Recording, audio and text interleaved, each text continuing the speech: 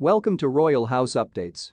Meghan Markle's decision to speak of an incident which took place during the first day of hers and Prince Harry's last royal tour has angered some South Africans online. Before we continue, if you're new to our channel, please subscribe and turn on the notification bell for more updates, thank you. The Duchess of Sussex mentioned in the first episode of her podcast series Archetypes that her son Archie Harrison risked being involved in a fire just hours after the family of three had landed in South Africa. Speaking to her friend and tennis star Serena Williams, Meghan said there had been an incident sparked by a heater placed in the nursery where her then 4-month-old son was meant to be napping while his parents were undertaking engagements. She said, "The moment we landed, we had to drop him off at this housing unit that they had us staying in. We immediately went to an official engagement in this township called Nyanga, and there was this moment where I'm standing on a tree stump and I'm giving this speech to women and girls, and we finish the engagement, we get in the car, and they say there's been a fire at the residence." The Duchess went on saying her son had not been harmed as he was not in the room thanks to his nanny Lauren, who had taken the tot downstairs with her for a snack. She continued, "There was no smoke detector. Someone happened to just smell smoke down the hallway, went in, fire extinguished. He was supposed to be sleeping in there." The Duchess then seemingly voiced her disappointment at the palace as she and Harry were asked to carry on with their work while people were still shaken by the incident, but it had become clear the baby had not been hurt.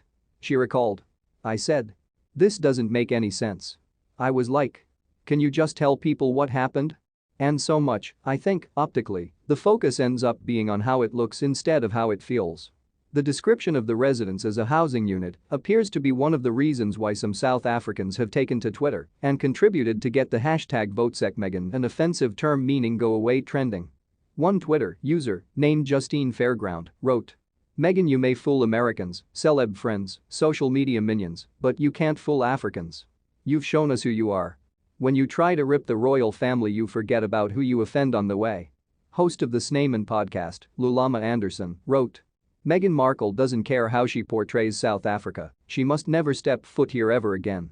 Asked by another user, Lilub, how Meghan portrayed South Africa, Mr. Anderson replied, "Optics will suggest that South Africa is not safe." Among the other thousands of tweets including the hashtag, there was one by Raymond Sigoti, who wrote, "I was convinced by her acting on Oprah interview. Now after her comments about South Africa, I withdraw my sympathy and anger against the British media and royal family."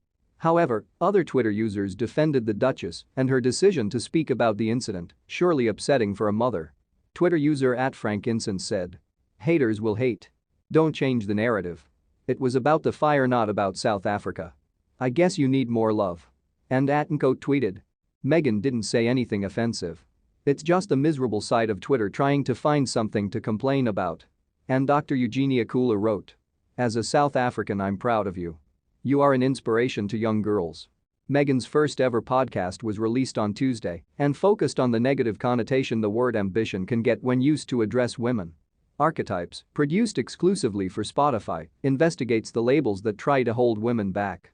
Over 12 episodes, the Duchess will speak with celebrities as well as experts about different words. Her upcoming guest is singer Mariah